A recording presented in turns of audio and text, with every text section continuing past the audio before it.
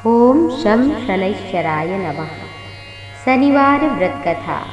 शनिदेव की पूजा शनिवार को करना चाहिए। शनिदेव की प्रसन्नता के लिए काला तिल, काला वस्त्र, तेल, उड़द, शनिदेव को लोहा इत्यादि का दान करना चाहिए, जिससे शनि की दशा का कष्ट दूर हो जाता है। इसलिए शनि का पाठ किया जाता है। अथ शनिवार व्रत कथा प्रारंभ। एक समय सूर्य, चंद्रमा, मंगल, बुध, बृहस्पति, शुक्र, शनि, राहु, केतु इन ग्रहों में आपस में झगड़ा हो गया कि हम में बड़ा कौन है। सब अपने को बड़ा कहते थे। निश्चय ना हो सका तो लड़ते झगड़ते हुए इंद्र के पास पहुँचे और कहने लगे कि आप सब देवताओं के राजा हैं, इसलिए आप ही न्याय करके बताओ कि हम नवग्रह में सबसे बड़ा कौन है। राजा इंद्र इनका प्रश्न सुनकर घबरा गए। कहने लगे, मुझ में सामर्थ्य नहीं कि मैं किसे छोटा बड़ा बतलाऊं। मैं अपने मुख से कुछ नहीं कह सकता। एक उपाय है। इस पृथ्वी पर राजा विक्रमादित्य दूसरों के दुख को दूर करने वाले हैं, इसलिए तुम सब मिलकर उन्हीं के पास जाओ, वही इसका उत्तर देंगे। ऐसे वचन सुनकर सभी ग्रह देवता चलकर भूलोक में राजा विक्रमादित्य की सभा में उपस्थित हुए।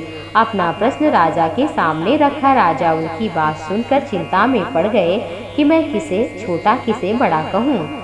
जिसे ही छोटा कहूँगा वही क्रोध करेगा। परंतु उनका झगड़ा निपटाने के लिए राजा ने एक उपाय सोचा। सोना, चांदी, कांसा, पीतल, सीसा, रांगा, जस्ता, अभ्रक, लोहा आदि 9 धातुओं के 9 आसन बनवाए। सब आसनों को क्रम से रखा और लोहे को सबसे पीछे रखा, सोने को सबसे आगे रखा।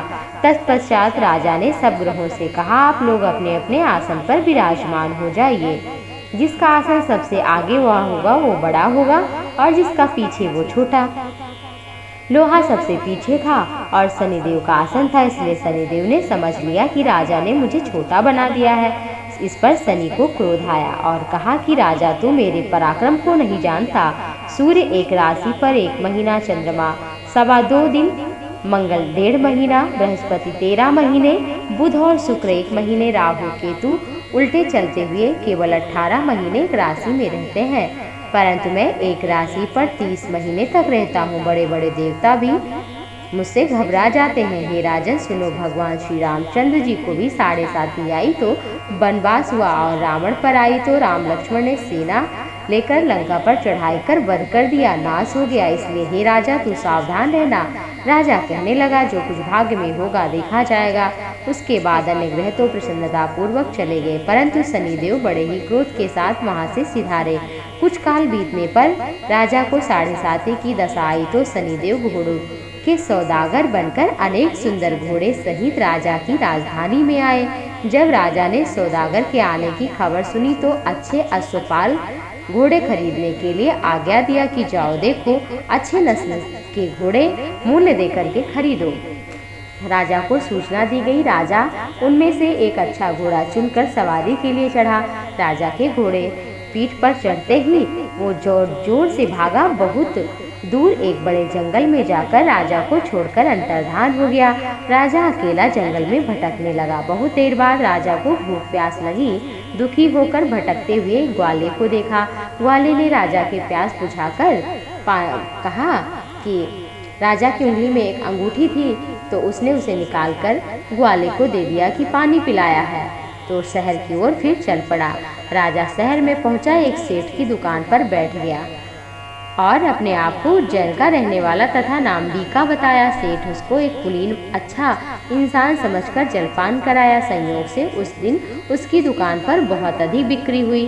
तब सेठ उसको भाग्यवान पुरुष समझकर भोजन कराने के लिए घर ले गया और भोजन कराते समय देखा कि खूंटी पर हार लटका था और वह उस हार को खूंटी ही निकल जा रही थी। भोजन के पश्चात घर आने पर जब सेठ को हार ना मिला तो सबने यही निश्चय किया कि सिवाय उस व्यक्ति के कौन हो सकता है जिसने चोरी किया हो। परंतु बीका ने हार लेने से इनकार किया। इस पर 5-7 आदमी इकट्ठे होकर फौजदार के पास ले गए। फौजदार ने उसको राजा के सामने उपस्थित किया और कहा, ये आदमी तो अच्छा है, मालूम होता है। सेठ का कहना है कि इसके सिवाय तो कोई घर में आया नहीं, तो इसी ने चोरी किया होगा। निश्चय करके राजा ने आज्ञा दे दी इसके हाथ पैर काटकर इसे चौरंगिया बना दिया जाए। राजा की आज्ञा सुनकर पालन किया गया, हाथ पैर काट दिए गए।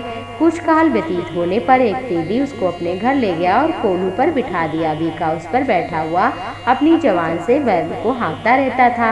अब राजा की 7.5 की दशा समाप्त होने वाली थी। एक रात को वर्षा ऋतु के समय वो मल्हार गाने लगे, तो गाना सुनकर उस नगर के राजा की कन्या मोहित हो गई और दासी को कहा कि कौन गा रहा है, जाकर देख कर के आओ। और जब गई तो तेली के घर में वही चौरंगिया गा रहा था। दासी महल में राजकुमारी को सारा वृतांत सुनाया। उसी क्षण राजकुमारी ने अपने मन में प्रण किया कि चाहे जो कुछ हो, इस चौरंगिया के साथ ही विवाह करना है। प्रातःकाल होते ही जब राजकुमारी को दासी ने जगाया तो राजकुमारी अनशन व्रत लेकर पड़ी रही और तब दासी ने रानी के पास जाकर राजकुमारी के ना उठने की बात कही। रानी ने तुरंत वहां आकर कुमारी को जगाया और दुख का कारण पूछा। राजकुमारी बोली, माता श्री, मैंने प्रतिज्ञा ली है कि तेली के घर में चौरंगिया उसी के साथ विवाह करूंगी। रानी ने कहा, ये क्या बात है, तेरा विवाह तो किसी राजकुमार के साथ होगा। कन्या कहने लगी, मैं अपना प्रण नहीं तोड़ सकती। चिंतित होकर रानी ने राजा को बताया। राजा ने आकर भी समझाया कि हम तुम्हारे लिए अच्छा वर ढूंढेंगे, लेकिन उसने नहीं बात मानी। बोली, प्राण त्याग दूंगी। इतना सुनकर जाने तो उससे कहा, ये तेरे भाग में ऐसा है तो यही होगा, और बुलाकर चौरंगिया के साथ कन्या का विवाह कर दिया। और फिर क्या था, विक्रमादित्य के साथ जब विवाह हो गया तो रात्रि को विक्रमादित्य राजकुमारी महल में सोए। आधी रात के समय शनिदेव ने विक्रमादित्य को स्वप्न दिया कि राजा, मुझको छोटा बताया तो तुम्हें कितना दुख मिला। राजा विक्रमादित्य ने क्षमा मांगी। शनिदेव ने प्रसन्न होकर विक्रमादित्य को हाथ पैर दिए। राजा ने कहा, महाराज, मेरी एक प्रार्थना स्वीकार करें, जैसा दुख आपने मुझे दिया है ऐसा किसी को न देना। शनिदेव ने कहा, तुम्हारी ये प्रार्थना स्वीकार है। जो मनुष्य मेरी कथा सुनेगा, कहेगा, उसको किसी भी प्रकार का दुख नहीं होगा। जो नित्य ही मेरा ध्यान करेगा, चींटियों को आटा डालेगा, गरीबों की सहायता करेगा, लोहे का दान करेगा, उड़द का दान करेगा, काले कपड़े का दान करेगा, जो कुछ भी सामर्थ्य हो उतना अगर करेगा तो मैं उस पर प्रसन्न होऊंगा। इतना कहकर शनिदेव अंतर्धान हो गए। इसी बीच राजकुमारी की आंख खुली। राजा के हाथ पांव देखे तो आश्चर्य हुआ। उसको चकित देखकर राजा ने अपना सारा हाल बताया कि मैं राजा विक्रमादित्य हूँ। ये बात सुनकर राजकुमारी बहुत प्रसन्न हुई। प्रातःकाल राजकुमारी से उसकी सखियों ने पूछा तो अपने पति का सारा वृतांत बताया। तब सबने प्रसन्नता प्रकट की और भगवान को धन्यवाद दिया। और सेठ ने सुना तो वो पैरों पर गिर कर के क्षमा मांगने लगा। राजा ने कहा, तुम्हारी गलती नहीं है, मुझ पर शनि का कोप था। सेठ बोला, मेरे आत्मा को तो तभी शांति मिलेगी जब आप मेरे घर चलकर भोजन करेंगे। और फिर जाकर भोजन किया और उसको प्रसन्नता मिली। और एक आश्चर्य की बात दिखी कि जो खूंटी हार को पहले निगल गई थी वही उगल रही थी। जब भोजन समाप्त हुआ तो हाथ जोड़कर बहुत सी मोहरें राजा को भेंट में दिया और अपनी कमरी नामक एक कन्या का पाणी ग्रहण भी राजा के साथ में कर दिया। इस प्रकार कुछ दिन वहां निवास करने के पश्चात राजा विक्रमादित्य उस नगर के राजा से कहा, मैं उज्जैन जाना चाहता हूँ। सेठ की कन्या कमरी और राजकुमारी दोनों को लेकर दास दासी पालकी सहित विक्रमादित्य उज्जैन की तरफ चले। और जब शहर के नगर निकट पहुंचे तो नगरवासियों ने राजा विक्रमादित्य का आगमन समाचार सुना तो प्रजागवानी के लिए आई। राजा महल में पधारे, नगर में उत्सव हुआ। दूसरे दिन ने सारे राज्य में सूचना की कि शनैश्चर देवता सब ग्रहों में सर्वोपरि है। मैंने इन्हें छोटा बताया था तो इतना बड़ा दुख मिला। फिर सारे नगर में शनैश्चर के शनिवार के दिन पूजा होने लगी और फिर नगर में प्रसन्नता हुई। प्रजाजन अनेक प्रकार के सुख भोगते रहे। जो मनुष्य शनैश्चर की इस कथा को पढ़ता है, सुनता है, सुनाता है, उसके सभी दुख दूर हो जाते हैं। शनिश्चर की कथा का पाठ शनिवार व्रत के दिन अवश्य करना चाहिए। ओम शांति शांति शांति।